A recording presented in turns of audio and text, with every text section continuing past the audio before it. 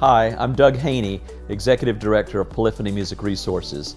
We are a network of church musicians, and our mission is to foster a nurturing community of church musicians, providing them with encouragement, support, and resources. We offer a 3-day annual conference. We host regular Zoom calls with leading church music experts, and we've just begun publishing a new resource, Sacred Music News and Reviews. We are especially interested in nurturing the next generation of church musicians and helping them gain the skills needed to serve congregations well. I'd like you to hear from some of these students who received scholarships to participate in this year's conference.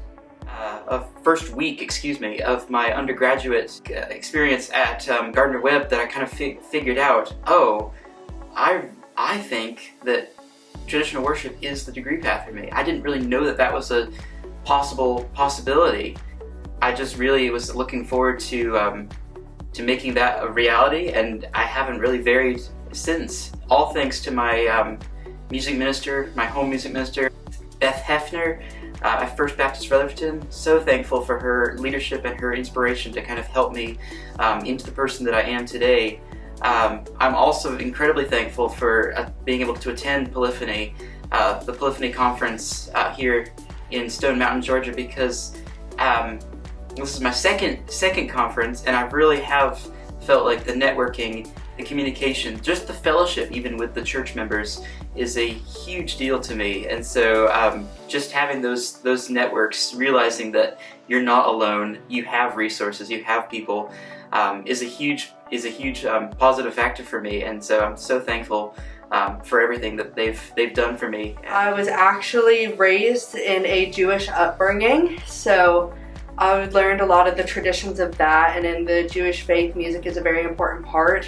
I was guided towards First Baptist Church of Monroe, where I got to work under one of my friends who was an interim music minister at the time, Logan Williams. And when he graduated, the church came up to me and they're like, "Hey, you took over for Logan. We're looking for somebody to take over. You know how to conduct. Do you want to be our new music minister?" And I was like, "No, I'm not Baptist. If anything, I'm Jewish. I can't." And they took my answer, and then 2 weeks later, there was a sermon from a guest pastor who knew nothing about this story. And she told us about, if you're getting a call, take that call. God doesn't care if you're qualified. God knows what you can do. And I heard those words, and I went up to him after service and I said, "I've heard your call, put me in." And it's been a great experience, and now I get to come to conferences like this and hear from such talented and interesting people about everything, and I'm very strongly feeling that call to continue my journey in music ministry and as a Christ follower. When I decided to go into music ministry, I wanted to put the two things I love the most together.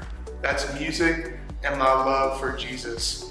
People ask me what I do. I say I get paid to worship the Lord. So being able to worship and create music is definitely one of my greatest joys of music ministry. In my life, growing up, I was singing before I was speaking, and I always felt so moved by watching my parents' choral rehearsals. My parents were both music teachers, and whenever I was in the presence of choral music, whether I was singing or conducting or leading, I always felt God nudging me, calling me for something bigger.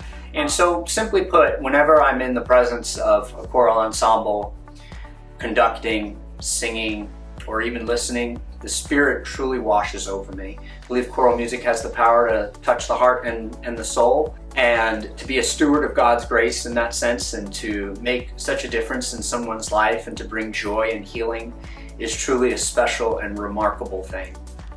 Psalm 89 says, "I will sing of thy steadfast love, O Lord, forever. With my mouth I will proclaim thy faithfulness to all generations." These students give me hope that there will indeed be capable church music leaders who will lead worshipers to sing the praise of God. Polyphony is committed to creating the sort of community that helps these and many others flourish in their work.